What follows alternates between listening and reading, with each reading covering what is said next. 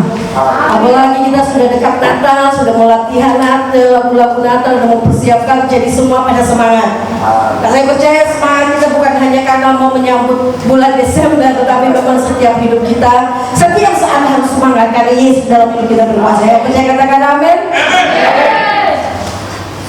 Ya, hari ini sesuai tema yang diberikan, saya sangat bersuka cita ya dengan tema-tema yang sudah disampaikan oleh Pak Gembala untuk Injil Yohanes.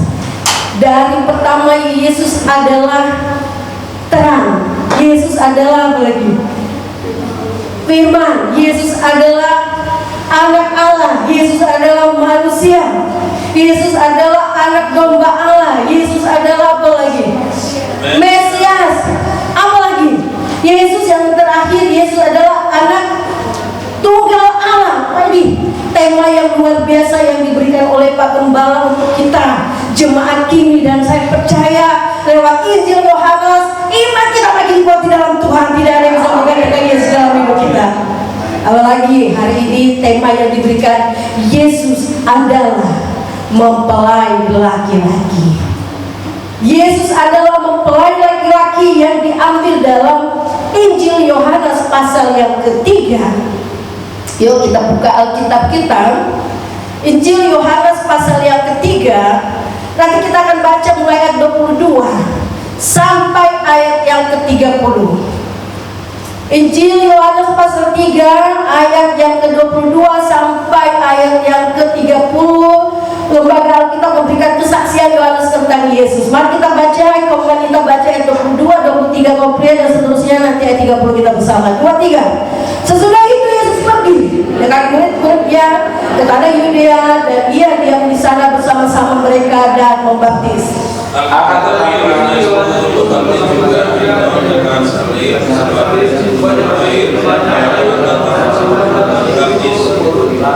sebab waktu itu Yohanes belum dimasukkan ke dalam penjara. Maka timbullah perselisihan di antara murid Yohanes dan sebagian tentang penyucian. Lalu mereka datang kepada Yohanes dan berkata kepadanya, Rabi, orang yang bersama-sama dengan engkau di seberang sungai Yordan dan yang tentang dia, engkau telah memberi kesaksian. Dia membaptis juga dan semua orang pergi kepadanya. Jawab Yohanes, tidak ada seorang pun yang dapat memperjuangkan dirinya, kalau tidak dikerjakan kepadanya di surga. Kamu sendiri dapat memberi kesaksian bahwa aku telah berkata, aku bukan Mesias, tetapi aku diutus untuk mendahulunya. Ayat 30 bersama 23. Oh ya, masih 29. Yang aku punya, yang pria.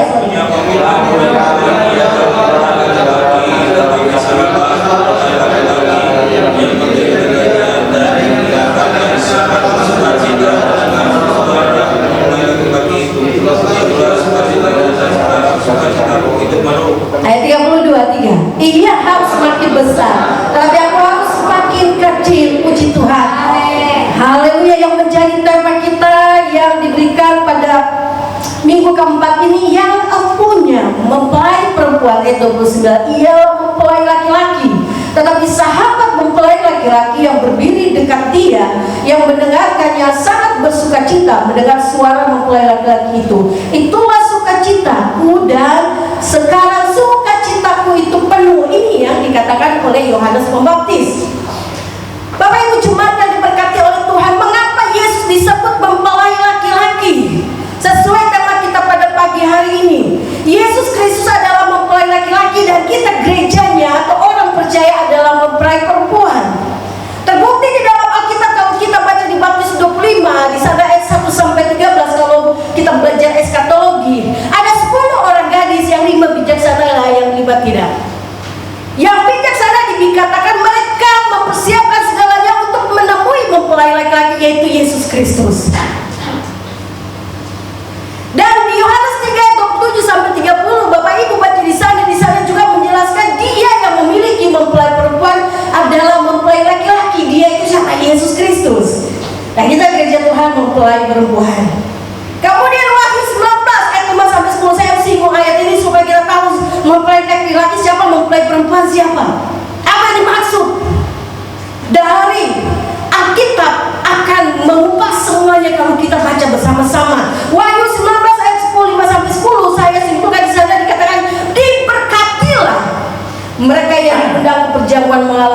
melahirkan anak domba. Siapa anak domba itu? Yohanes 1:29, Yohanes bilang, lihatlah anak domba Allah yang telah menebus dosa kita.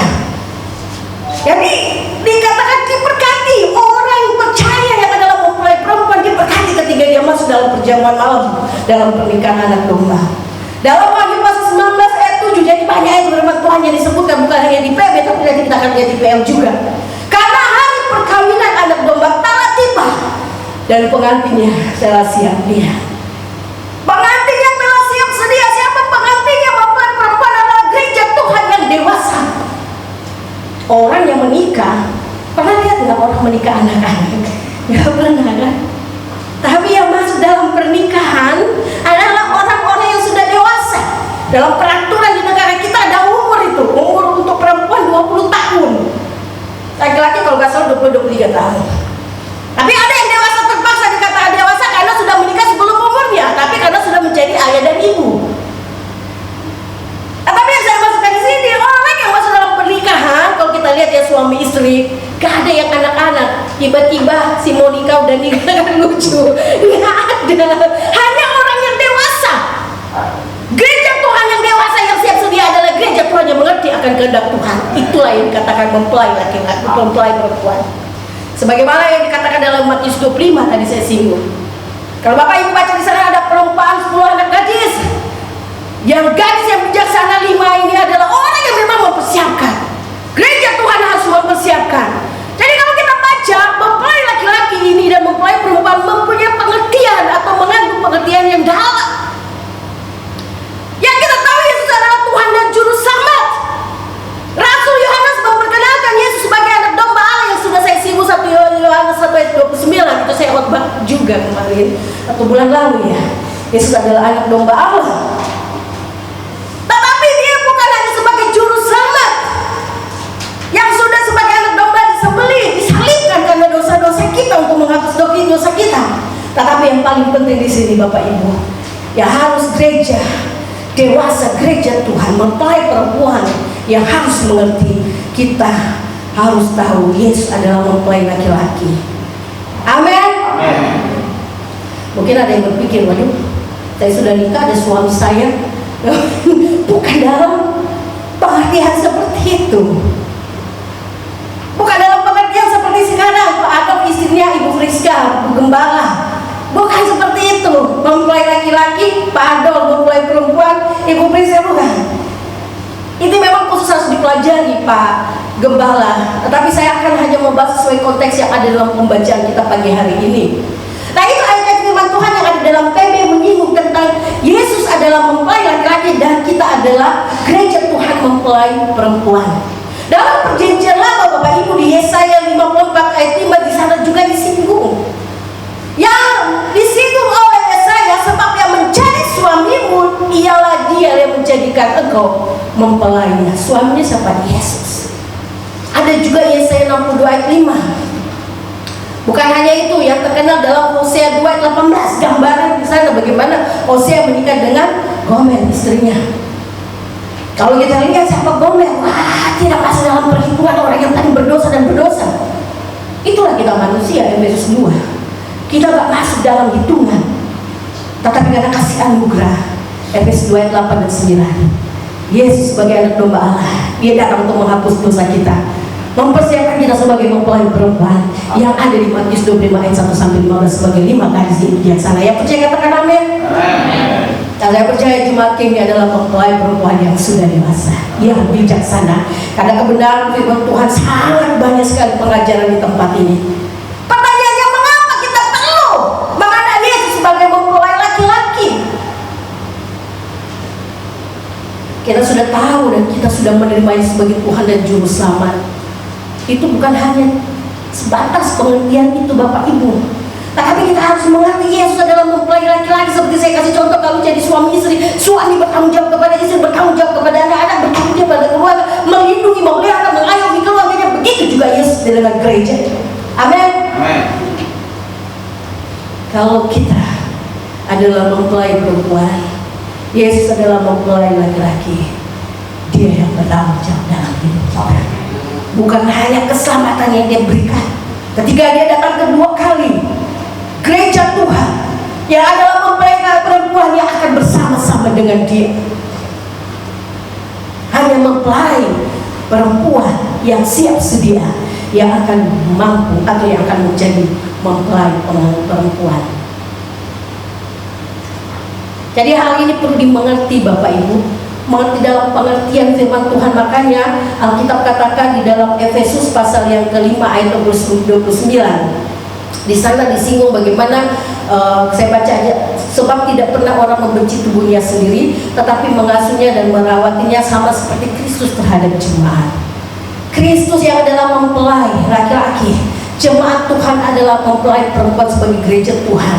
Dikatakan oleh Efesus 2 ayat 9, dia tidak pernah membenci Bapak Ibu dan saya. Ketika kita berbuat salah, dia tidak benci kita, tapi yang dia benci adalah dosa. Tapi dia mengasihi diri kita yang mau bertobat kepada dia. Yang percaya katakan amin. Amin. Ini yang perlu kita pahami. Tetapi mari kita lihat dalam konteks pembacaan kita pada pagi hari ini. Dalam konteks Yohanes 2 ayat 3 ayat 22 sampai 30, saya mempelajari beberapa ayat ini. Sikap respon dari Yohanes Pembaptis yang dituliskan oleh Rasul Yohanes di pasal 3 ini sangat luar biasa Bapak Ibu. Dan itu juga harus menjadi sikap respon kita sebagai mempelai perempuan atau orang percaya yang dewasa di dalam Tuhan, yang siap sedia. Dalam ayat 22 sampai 23 tadi kita sudah baca Bapak Ibu yang dikasih oleh Tuhan, ada dua pelayanan yang bersamaan, yang sama-sama pada saat itu, yaitu pelayanan Yesus dan murid-muridnya dan pelayanan Yohanes dan murid-muridnya. Kalau Yesus melayani dan membaptis orang, murid-muridnya yang baptis. Tidak Yesus, karena untuk menghindarkan orang nanti dia sombong, oh saya dulu dibaptis oleh Yesus. Tidak, ini hanya itu ya. Tapi Yesus dengan murid-muridnya, yang membaptis adalah murid-murid Yesus, bukan Yesus. Contohnya begini, kalau saya membangun rumah, saya sewa tukang. Tukang yang membangun rumah bilang, oh itu rumah Ibu Froni. Nah, seperti itulah.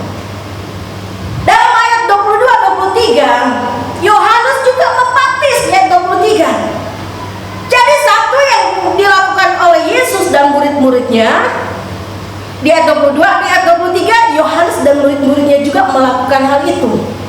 Saya berpikir kira-kira pada saat itu posisi saya jadi Yohanes Pembaptis, bagaimana perasaan saya? Pada saat itu mana yang akan kita pilih ketika kita hadir pada saat itu? Tentunya kita akan apa? Memilih Yesus. Amin. Ini konteksnya ya, kalau dibandingkan dengan Yohanes Pembaptis. Yohanes Pembaptis sendiri berbicara tentang dirinya di Matius 3 ayat 11. Kita baca Matius 3 ayat 11. Dalam Matius 3 ayat 11 kita baca ayat ini.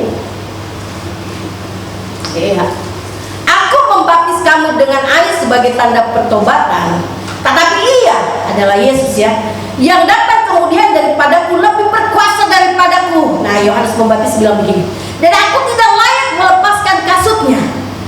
Ia akan membaptis kamu dengan Roh Kudus dan dengan api. Kata Yohanes, dia membandingkan diri dengan Yesus, dia nggak layak.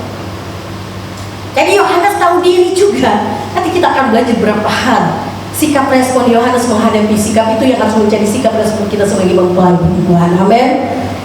Jadi hal yang menarik yang kita pelajari dalam diri Yohanes, ketika diperhadapkan dengan hal itu di ayat 22-23, dia tetap melakukan tugas dan tanggung jawabnya untuk melayani dan membaptis dengan setia. Wah, luar biasa situasi pada saat itu. Yohanes tetap bilang, saya tetap melakukan tugas tanggung jawab saya. Sekalipun pada saat itu Yesus lebih hebat. Ayat 26 Bapak Ibu yang kita sudah baca tadi dikatakan di sana. Lalu mereka datang kepada Yohanes dan berkata kepadanya, Rabi, orang yang bersama dengan engkau di seberang sungai Yordan dan yang tentang dia engkau telah memberi kesaksian, dia membaptis juga dan semua orang pergi kepadanya. Murid-murid Yohanes dan kepada Yesus. Nah, ini seperti mereka juga mengeluh. Mereka tidak terima. Kok yang dulu pelayanan Yohanes, kenapa Yesus yang berdatang, dia kok sekarang di ayat 26 katakan semua orang pergi kepadanya. Ada persaingan seperti di situ yang dirasakan oleh murid-murid Yohanes. Murid-murid Yohanes tidak mau terima kalau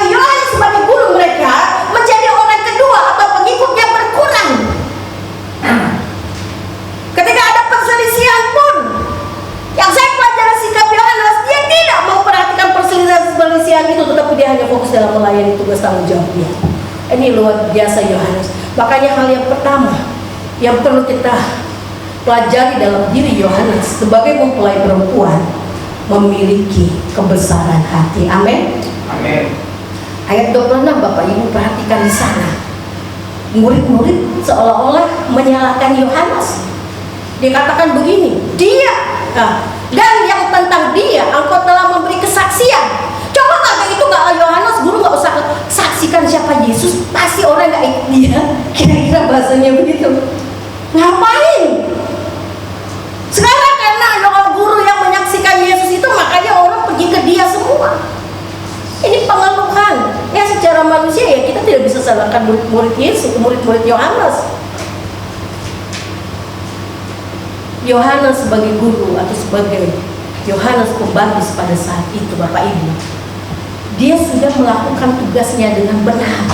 Tapi murid-muridnya sendiri mengkritik dia. Ini nggak enak sekali. Seperti juga mau provokator ke Yohanes, ngai masa guru lebih dulu kok, sekarang Yesus yang lebih tahu, lebih top. Sekarang Bapak Ibu kadang-kala diperhadapkan seperti itu. Yang senior ketika junior lebih dulu, yang senior lebih dulu pelayanan, tiba-tiba ada junior yang lebih. Apalagi ada yang mengkritik, gak bisa terima. Apalagi ada orang-orang yang kasih provokator di kiri kanan. Masa dibuat begitu Ibu? Saya menghadapi air-air ini sebelum ayat firman Tuhan saya sampaikan. Bagaimana saya melatih diri saya untuk berbesar hati. Sikap Yohanes sangat luar biasa Bapak Ibu. Kita baca di ayat 27 sampai 30. Sikap respon Yohanes menghadapi situasi pada saat itu, termasuk pengeluhan murid-murid yang adalah orang-orang dekat dia. Yang pertama Yohanes katakan di ayat 27, kita lihat. Ayat 27 dikatakan seperti ini. Jawab Yohanes, tidak ada seorang pun yang dapat mengambil sesuatu bagi dirinya kalau tidak dikaruniakan kepadanya dari surga. Artinya semua yang dimiliki berasal dari Tuhan. Amin. Amin. Tidak ada seorang pun yang dapat memiliki sesuatu kalau Tuhan tidak memberikan kepada dia. Artinya begini, kalau Tuhan sudah karuniakan kepada orang itu, mungkin dia lebih senior dan junior dari kita. Kenapa kita mau iri hati? Amin. Kenapa kita mau protes? Tuhan, saya sudah lama pelayanan, kenapa dia lebih top? Tuhan, saya sudah pelayanan, kok dia sudah ada mobil, saya jalan kaki terus. Kalau kita baca dalam perjanjian baru ada 2 talenta, 1, 2 dan 5. Kalau memang Tuhan berkati Pak Irman lebih dari saya, puji Tuhan. Kalau Tuhan kasih, siapa yang mau protes? Siapa yang mau iri kalau kita diberkati oleh Tuhan, dari Tuhan ya, dari Tuhan. Itu yang dimaksud Yohanes. Jadi kalau Tuhan yang buat orang berhasil, tidak akan ada yang menggagalkannya. Yang percaya katakan amin. Amin. Jadi kita tidak boleh iri hati. Nah, saya percaya Yohanes pada saat itu sudah diprovokator oleh murid-muridnya, tetapi sikap dia memiliki kebesaran hati yang luar biasa. Kalau Tuhan yang kasih, ngapain lo mau protes? Kok saya sudah S3 tapi khotbah saya nggak didengar orang, dia belum lulus, dia didengar orang lebih banyak penggemarnya. Marah kita sama Tuhan. Apa alasan kita marah? Kalau itu Tuhan yang kasih, amin. Amin. Apa alasan kita untuk kritik Tuhan? Tiba-tiba jemaat yang tiba-tiba sudah ada rumah dan mobil, kita mulai menduga-duga banyak hal. Kalau Tuhan yang kasih, berbesar hatilah seperti Yohanes. Respon Yohanes sangat luar biasa. Makanya Yohanes mengingatkan murid-muridnya ya, kepada murid-muridnya di Matius Yohanes 1 ayat 19 sampai 23. Saya ingat siapa yang khotbahkannya. Hanya sebagai apa? Pemberita, sebagai pendahulu yang harus menyiapkan segalanya bagi kedatangan Yesus yang lebih besar dari dia. Coba kita lihat dulu Yohanes pasal 1 ayat 19 ayat sampai 23. Sangat luar biasa Yohanes memiliki kebesaran hati. Yohanes mengatakan, mengingatkan murid-muridnya supaya murid-muridnya tahu, dan Yohanes tahu tempatnya. Amin. Amin. Orang yang dewasa, yang mempelai perempuan yang dewasa, dia tahu tempatkan diri dia di mana. Kalau posisi Pak Gembala nggak mungkin saya ambil loh. Saya tahu diri. Kalau posisi Pak Irman jago suaranya, saya mau paksakan bisa flat, bisa hancur core-nya. Nah, coba kita lihat. Jadi tahu mengerti orang yang berbesar hati, tahu siapa dirinya, tahu ketika talenta yang Tuhan berikan kepada seseorang. Jadi dia nggak akan iri-iri. Kalau orang diberkati oleh Tuhan, kita nggak akan iri, malah kita bersukacita dan sangat diberkati dengan orang yang sudah diberkati. Dan inilah kesaksian Yohanes ketika orang Yahudi dari Yerusalem mengutus beberapa imam dan orang Lewi kepadanya untuk menanyakan dia, siapakah engkau? Ayat 20. Ia mengaku dan tidak berusaha, katanya, aku bukan Mesias. Lanjut. Lalu mereka bertanya kepadanya, kalau begitu siapakah engkau? Elia. Dan ia menjawab, bukan, engkau kan nabi yang akan datang. Dan ia menjawab, bukan. Ayat 23, kita lihat ayat 23. Dikatakan begini, jawab siapa? Yohanes Pembaptis. Yohanes kembali mengingatkan murid-muridnya, ingat apa yang saya katakan, saya adalah orang yang berseru-seru di padang gurun, luruskan jalan Tuhan, seperti yang telah dikatakan Nabi Yesaya. Yohanes tahu siapa diri dia, sehingga dia tidak terprovokator dengan murid-muridnya. Kalau kita tahu kemampuan kita, tidak akan terprovokator untuk orang lain, menyayangi orang lain. Yang bisa katakan amin? Amin. Itulah sikap mempelai perempuan yang dewasa. Haleluya. Memiliki kebesaran hati. Tidak mudah Bapak Ibu untuk memiliki kebesaran hati. Saya lihat di kamus ya, kebesaran hati itu apa? Ikhlas, tahu diri, senang dengan orang yang sukses, apalagi di sana. Merasa sedih bila melihat orang gagal. Ada istilah SMS, senang melihat orang senang, bukan senang melihat orang susah. Mempelai perempuan SMS senang melihat orang susah. Amin? Oh, tidak. Mempelai perempuan yang dewasa SMS senang melihat orang senang. Kita ketika melihat jemaat yang diberkati senang. Gue ketika dia pakai baju cantik, wah kita saya senang sekali. Amin. Ada orang kan nggak senang, 3 datang sudah pakai, wah ini ibu boleh dari. Tapi jemaat di sini tidak ada, amin. Kalau kita melihat jemaat diberkati tiba-tiba, waduh, puji Tuhan, diberkati ya, doa-doanya dijawab.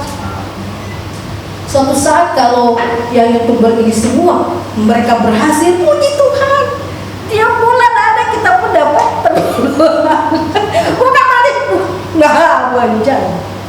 Harus kita menerima, tahu seperti Yohanes.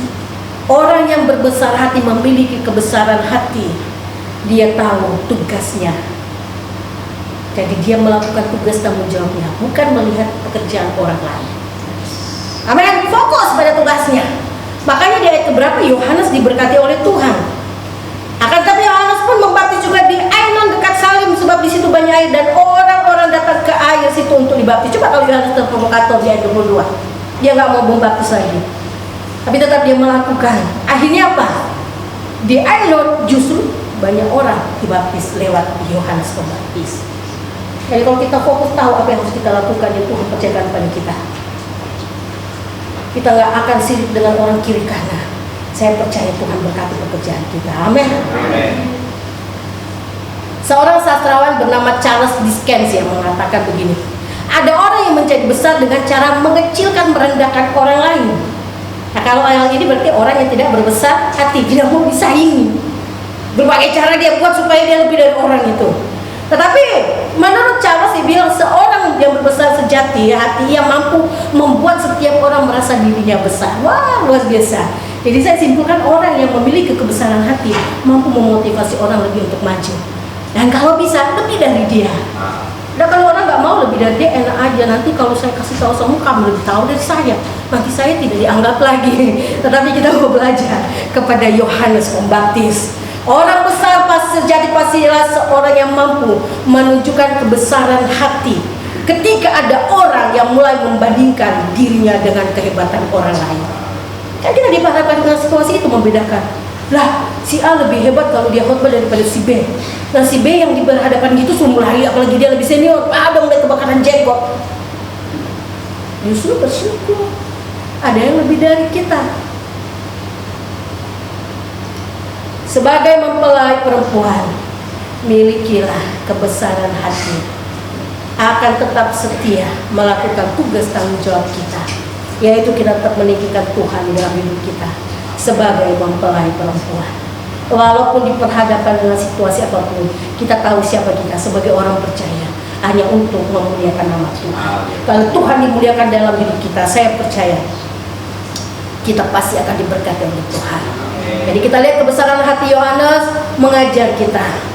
Seorang yang berbesar hati akan turut bersuka cita bergembira ketika melihat keberhasilan, kemajuan dan kegembiraan orang lain. Di sisi lain, orang yang memiliki kebesaran hati, dia akan prihatin ketika melihat orang-orang di sekitar dia mengalami kesusahan. Tidak mudah Bapak Ibu jemaat dikasih dalam Tuhan, tetapi kita percaya Tuhan akan memampukan kita melewati setiap proses yang menjadikan kita seorang yang berbesar hati. Amin. Amin. Katakan dalam hatimu, Tuhan mampukan saya untuk memiliki kebesaran hati. Kebesaran hati untuk ikhlas kepada orang lain yang lebih dari kita. Ikhlas ketika kita mungkin diperhadapkan dengan situasi kondisi yang kita tidak bisa terima. Kebesaran hati tetap melihat bersukacita dengan orang-orang yang berhasil. Itulah sikap respon mempelai perempuan. Dia tahu seperti apa yang harus dia lakukan. Yang kedua, Bapak Ibu sudah kasih dalam Tuhan, respon dari Yohanes yang perlu kita pelajari sebagai mempelai perempuan di ayat 29. Dari Yohanes 3 tadi ayat 29 dikatakan di sana. Yuk kita baca. Yang mempunyai mempelai perempuan ialah mempelai laki-laki, tetapi sahabat mempelai laki-laki yang berdiri dekat dia dan yang mendengarkannya sangat bersukacita. Mendengar suara mempelai laki-laki itu, itulah sukacitaku dan sekarang sukacitaku itu penuh. Yang kedua yang menjadi sikap kita atau respon kita sebagai mempelai perempuan, memiliki sukacita yang penuh, bukan sukacita yang setengah-setengah. Kalau memiliki sukacita yang penuh, wah, kalau penuh melimpah, orang pun di sekeliling kita yang susah melihat kita bersukacita. Itu maksudnya, jangan sukacita setengah-setengah. Dalam ayat 29 ini Bapak Ibu, kalau saya baca, jadi konteksnya ini Bapak Ibu, Yohanes menempatkan diri sebagai sahabat mempelai laki-laki. Jadi Yohanes menempatkan diri dia adalah sahabat mempelai laki-laki. Nah, Yohanes memakai gambaran yang jelas pada saat itu, yang tentu dimengerti oleh setiap orang Yahudi.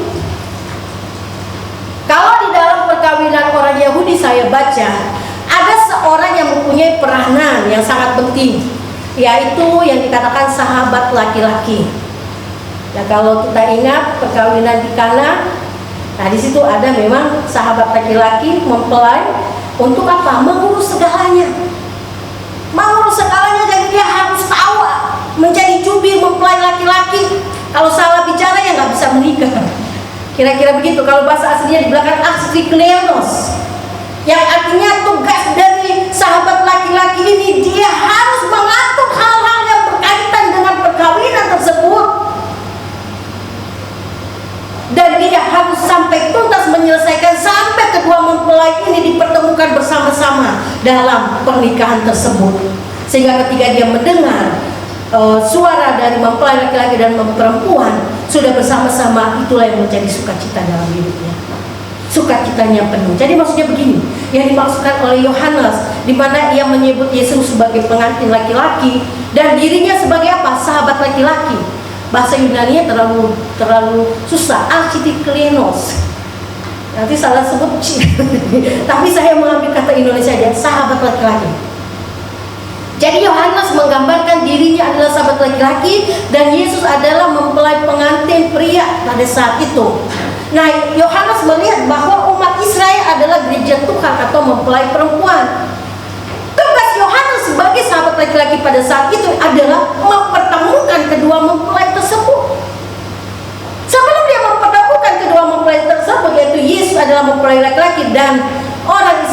adalah mempelai perempuan, dia harus mempersiapkan segala sesuatu. Itu Yohanes 1 tadi yang kita baca 19 sampai 23. Dia harus mempersiapkan segala sesuatu sebelum sang mempelai laki-laki yaitu Yesus Kristus datang. Ini dalam konteks ini ya Bapak Ibu. Kalau Yesus akan datang belajar eskatologi, dia akan datang. Kitalah mempelai perempuan yang akan menyambut dia bersama-sama dengan dia. Tapi dalam konteks ini, Yohanes menyebut dia sebagai sahabat mempelai laki-laki. Yesus adalah mempelai itu untuk mempersiapkan bagaimana dia mempertemukan orang Israel dengan Yesus pada saat itu. Itu maksudnya. Dan saat mempelai laki-laki di ayat 26, Yesus datang, maka sudah saatnya ia harus mengundurkan diri. Di Yohanes 1 tadi ya, kita baca ayat 19. Artinya begini, ketika Yesus datang, makanya Yohanes tidak terprovokator dengan omongan murid-muridnya. Yesus datang, dia mempertemukan dengan orang Israel dan Yesus membaptis banyak orang. Dia tahu, dia langsung mengundurkan diri. Dia nggak akan bilang, saya lebih dulu. Tidak. Karena dia tahu dia hanya sahabat laki-laki mempelai, yaitu mempersiapkan ketika Yesus datang. Itu konteksnya. Makanya ketika dia 26, ketika Yesus datang dengan murid-murid yang membaptis, Yohanes mengatakan dia sebagai sahabat laki-laki, dia sangat memiliki sukacita yang penuh karena dia sudah pertemukan dengan para orang Israel pada saat itu. Ini konteksnya Bapak Ibu. Memiliki sikap seperti Yohanes, memiliki kebesaran hati, tapi dia memiliki sukacita yang penuh, yaitu berani melepaskan setelah dia menyelesaikan tugas dan tanggung jawabnya. Haleluya. Ini yang perlu kita miliki dalam diri kita. Nah, kalau berbicara sebagai mempelai perempuan Bapak Ibu, jemaat sekarang yang disinggung oleh Matius 25 tadi yang saya singgung tadi ayat 1 sampai 13 harus menjadi 5 gadis yang bijaksana. Gereja yang bijaksana harus mempersiapkan diri. Amin. Jangan berpikir saya sudah percaya Yohanes 16. Setelah percaya, selamat hidup dalam kehidupan dunia. Wow. Hidup semaunya. Harusnya sebagai mempelai perempuan untuk menyambut mempelai laki-laki, ini berbicara Yesus Kristus dan kita gerejanya, mempersiapkan diri untuk apa? Hal yang baik. Kalau orang mempersiapkan pernikahan, apa kalau yang tidak baik? Yang baik semua. Kalau boleh tabungan dikuras semua untuk mempersiapkan pernikahan itu.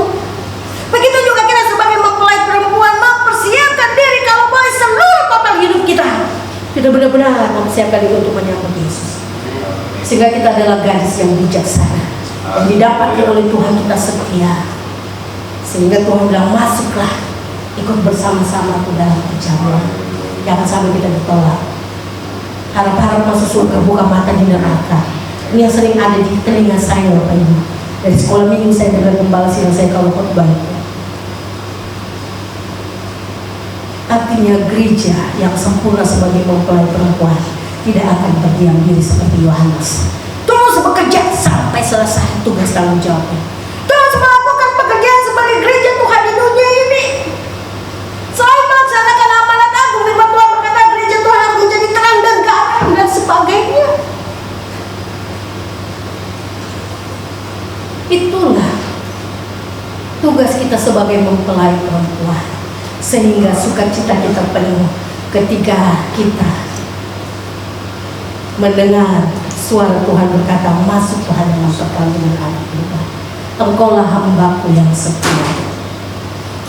Ada lagu seperti sampai ku dapatkan mahkota kehidupan di dalam kerajaanmu. Ya ini harus kita pikirkan. Mempelai gereja Tuhan sebagai mempelai perempuan, persiapkanlah diri. Jangan berpikir kau sudah diselamatkan di dalam Tuhan, itu benar.